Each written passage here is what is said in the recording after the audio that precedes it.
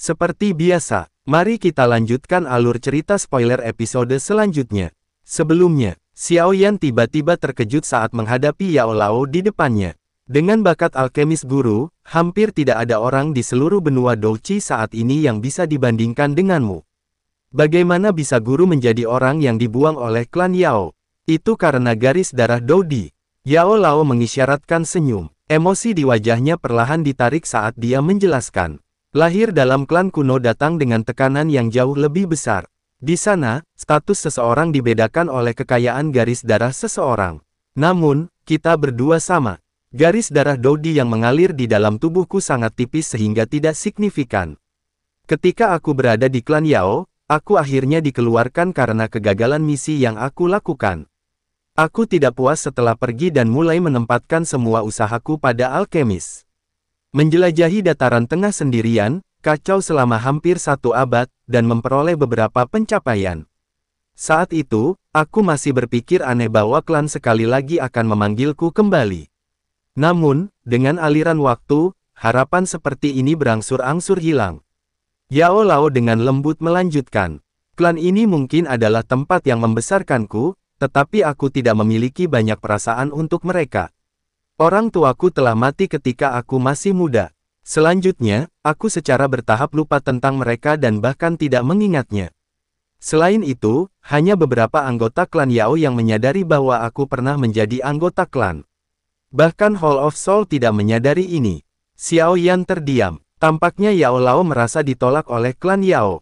Kalau tidak, dia tidak akan gagal menyebutkan sepotong tentang hal itu setelah bertahun-tahun.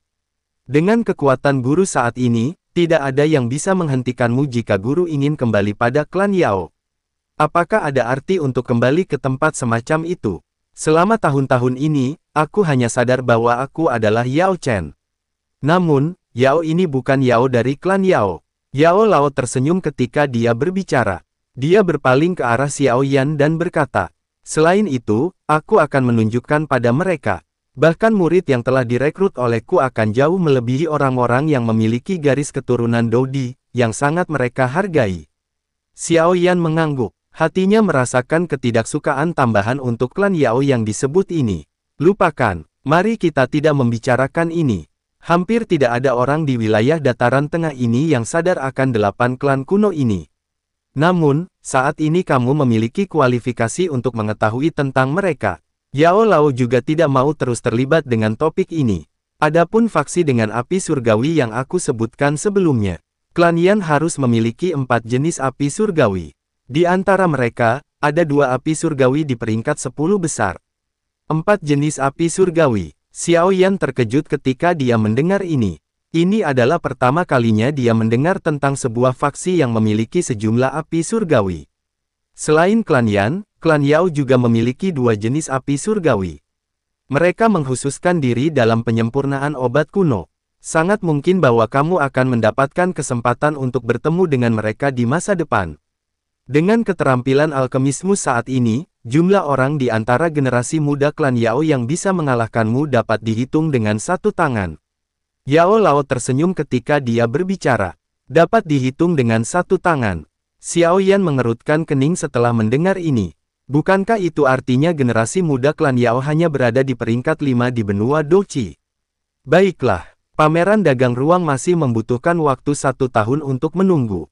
Namun, kamu masih harus melakukan perjalanan ke suatu tempat sebelumnya. Klan Gu, Alam Gu. Yao Lao dengan lembut menjelaskan. Tangan Xiao Yan tiba-tiba bergetar ketika dia mendengar nama-nama ini. Sun Er. Xiao Yan menghirup nafas dalam-dalam. Panas yang berapi-api tiba-tiba melonjak ke mata hitam gelapnya. Dalam waktu 1 bulan lagi, upacara dewasa dari klan Gu akan diadakan. Ini adalah peristiwa besar dalam klan Gu. Karena hanya mereka yang memenuhi syarat untuk berpartisipasi. Tidak banyak faksi yang dapat menerima undangan dari klan Gu. Jika aku tidak maju ke level Ban Seng kali ini, kemungkinan bahwa Paviliun Bintang Jatuh tidak akan menerima kualifikasi ini. Yao Lao mengambil undangan batu giok hitam dari cincin penyimpanannya. Awalnya, aku yang seharusnya ke sana. Namun, kamu juga harus menyadari situasi yang dihadapi Paviliun Bintang Jatuh saat ini. Oleh karena itu, aku tidak dapat secara pribadi menerima undangan klan Gu kali ini. Tugas ini hanya dapat diserahkan padamu. Xiao Yan menatap penuh perhatian pada undangan batu giok hitam. Sesaat kemudian, dia akhirnya mengulurkan tangannya dan menerimanya. Klan Gu adalah klan yang kuat lainnya memiliki hubungan dengan klan Xiao. Dia akhirnya akan melakukan kontak langsung dengan mereka. Mereka yang diundang oleh klan Gu adalah faksi kuat dan ahli level puncak di benua ini. Ini juga merupakan pengalaman bagimu. Yao Lao tersenyum saat dia bertanya, apakah kamu memiliki keberanian untuk pergi? Guru, kamu dapat yakin. Xiao Yan dengan lembut mengencangkan tangannya. Murid ini pasti tidak akan menyebabkan guru kehilangan wajah. Aku tidak khawatir tentang itu. Yao Lao tertawa terbahak-bahak. Setelah itu, dia menepuk bahu Xiao Yan dan melanjutkan. Aku sadar akan hubunganmu dengan Sun Er. Kamu harus lebih berhati-hati ketika kamu mencapai wilayah klan Gu. Gadis itu sangat luar biasa dalam klan Gu. Dia memiliki garis darah Dou di paling lengkap dan memiliki kesempatan terbesar untuk menembus level legendaris itu.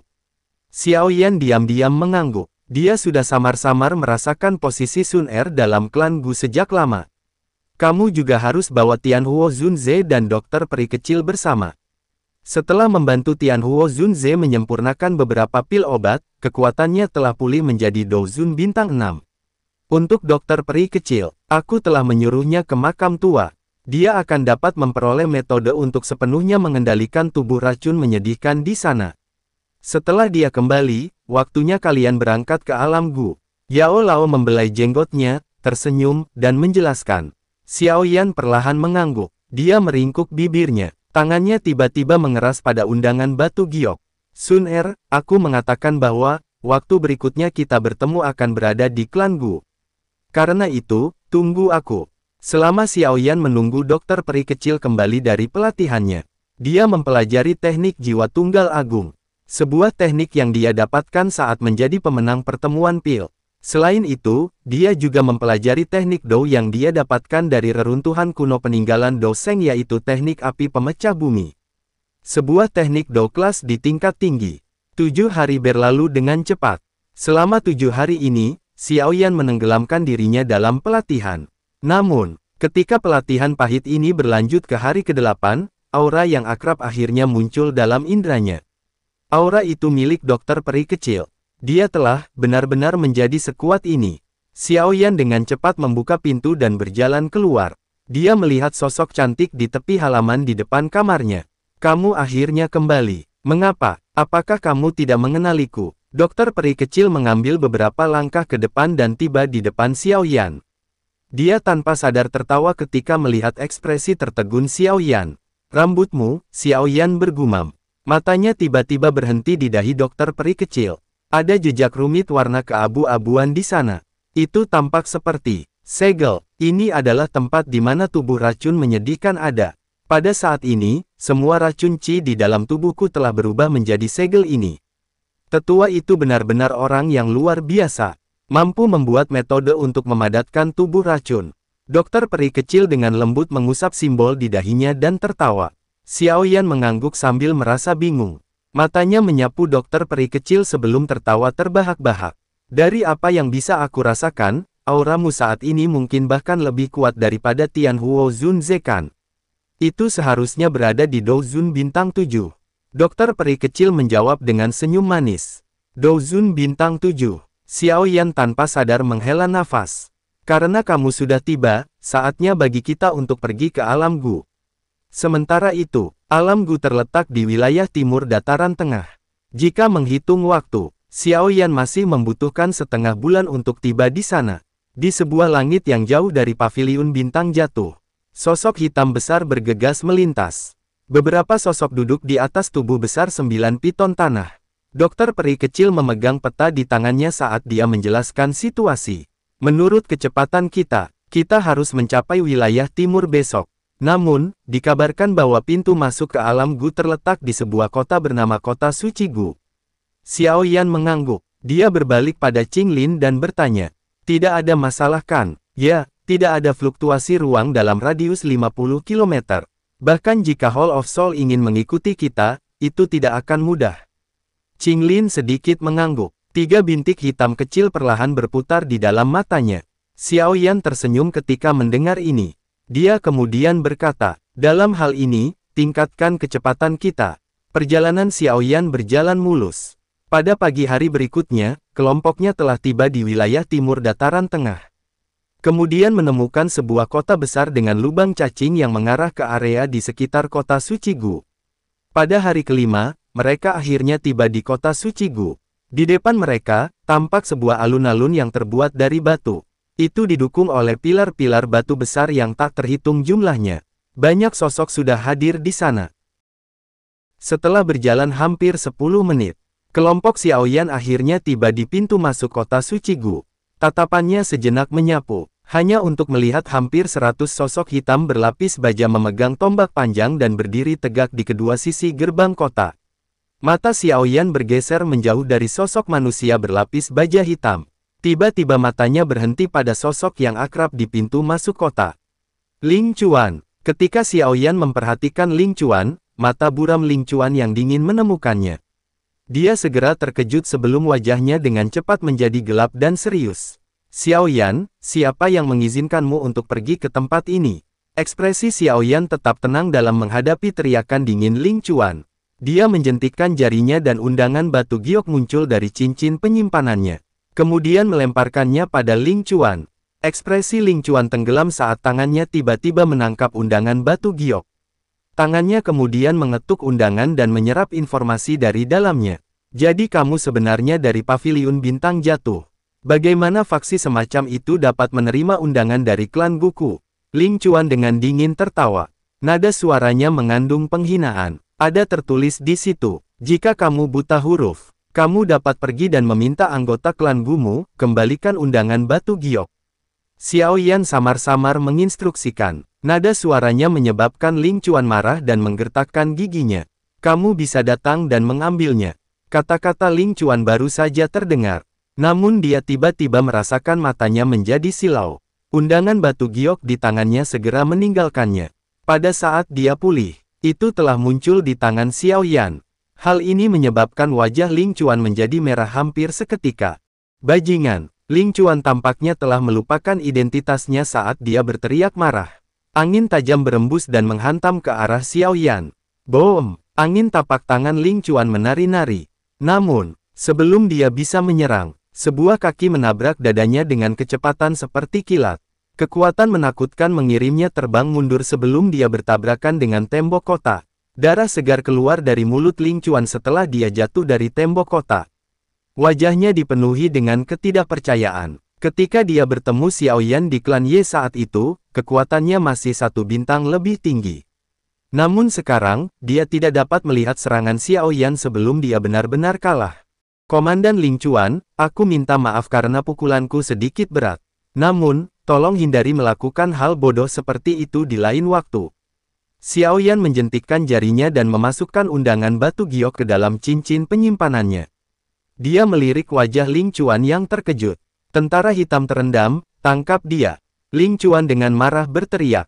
Matanya langsung memerah ketika dia melihat senyum di wajah Xiaoyan. Segera, 100 prajurit klan Gu hitam yang berjaga di depan pintu masuk kota tidak ragu-ragu. Tombak panjang di tangan mereka segera diarahkan pada Xiaoyan. Ling Chuan, sebagai komandan tentara hitam, apakah kamu berencana menyalahgunakan wewenangmu untuk dendam pribadi? Kami memiliki undangan dan tamu dari klan Gu. Dengan statusmu, kamu tidak memiliki kualifikasi untuk menangkapku kan? Wajah Xiaoyan merosot ketika dia dengan dingin tertawa. Wajah Ling Chuan membosankan ketika dia mendengar ini. Dia baru saja akan mengeluarkan teriakan dingin. Namun teriakan keras tiba-tiba meledak dari luar tembok kota. Sesosok bergegas masuk dengan cara seperti kilat. Ling Chuan, apa yang kamu lakukan? Ekspresi Ling Chuan berubah ketika dia melihat sosok yang bergegas. Dia menyeka darah dari sudut mulutnya dan berkata, tidak ada. Salam untuk komandan kelima. Para prajurit tentara hitam di sekitarnya dengan hormat berteriak ketika mereka melihat sosok yang bergegas. Kamu adalah Xiaoyan itu. Pria yang mengenakan baju hijau muda itu kaget ketika dia mendengar nama Xiaoyan. Paviliun Bintang Jatuh Xiaoyan. Wajah Xiaoyan tenang. Dia menangkupkan kedua tangannya. Itu benar, dia adalah Xiaoyan yang nona muda telah sebutkan. Ling Chuan dengan dingin tertawa. Tatapannya dipenuhi dengan rasa iri saat dia berkata, Apakah kamu berencana mengizinkannya masuk sekarang? Komandan kelima sejenak terdiam. Matanya rumit saat dia melirik Xiao Yan. Setelah itu, dia memutar kepalanya dan memarahi Ling Chuan. Apakah kamu tidak punya otak? Dia memiliki undangan batu giok. Itu artinya dia adalah tamu. Apakah kamu berencana mengizinkan orang lain mengejek klan Gu karena tidak tahu etika? Wajah Ling Chuan berganti antara hijau dan putih setelah ditegur marah oleh komandan kelima. Yang bisa dia lakukan hanyalah mendengus dingin dan menarik diri. Tuan Xiao Yan, silakan masuk. Tolong tunggu di kota suci Gu selama beberapa hari. Akan ada seseorang yang akan membawa kalian semua ke alam Gu ketika saatnya tiba. Setelah menegur Ling Chuan, komandan kelima menangkupkan tangannya ke arah Xiao Yan. Xiao Yan mengangguk dan tertawa pahit. Meskipun komandan kelima ini telah membentuk sedikit permusuhan untuknya, dia tidak memihak. Ini jauh lebih baik daripada Ling Chuan. Kemudian Xiao Yan memimpin dokter peri kecil dan sisanya ke kota. Sementara itu, di dalam alam Gu, seorang wanita berpakaian hijau pucat duduk di dalam awan tebal. Nona muda, Tuan muda Xiao Yan telah mencapai kota suci Gu. Sosok tua melintas dan muncul di puncak gunung. Dia dengan hormat memberitahu, Tetua Ling, apakah dia baik-baik saja? Suara lembut Sun Er tampaknya memiliki kekuatan iblis. Bahkan awan di tempat ini beriak. Tuan muda saat ini Xiao Yan bukan lagi orang yang bisa dilihat oleh orang sepertiku. Berdasarkan informasi yang aku terima, Ling Chuan, yang kekuatannya di level Dozun bintang 1, tidak dapat bertahan satu pertukaran di tangan Xiao Yan. Tuan muda Xiao Yan setidaknya Dozun bintang 4. Sosok tua menghela nafas. Nada suaranya berisi seruan yang tidak bisa disembunyikan. Penglihatan nona muda memang bagus. Sun Er tersenyum ketika dia mendengar seruan Ling Ying. Dia telah melakukan retret yang dalam selama tahun-tahun ini. Masalah-masalah dunia luar jarang memasuki telinganya. Meskipun ini masalahnya, dia mengerti bahwa Xiao Yan saat ini pasti terkenal di dataran tengah. Namun, nona muda, masalah yang kamu umumkan di klan beberapa waktu lalu kemungkinan akan menyebabkan Tuan muda Xiao Yan mengalami masalah. Ling Ying ragu sejenak sebelum berbicara. Aku percaya padanya. Sun Er tersenyum tetapi tidak memberikan penjelasan tambahan. Ling Ying hanya bisa tertawa pahit. Beberapa waktu lalu, anak yang diberkati dalam klan Gu telah menggunakan nada tenang untuk mengucapkan beberapa kata yang menyebabkan semua wajah tetua bergetar saat pertemuan tetua. Terlepas dari apakah kalian semua menentang atau mendukung, aku hanya menyukainya, dan tidak satu pun dari kalian akan dapat mengubah fakta itu. Hanya satu kalimat ini saja. Namun itu telah menyebabkan wajah sebagian besar tetua di klan Gu berubah menjadi hijau.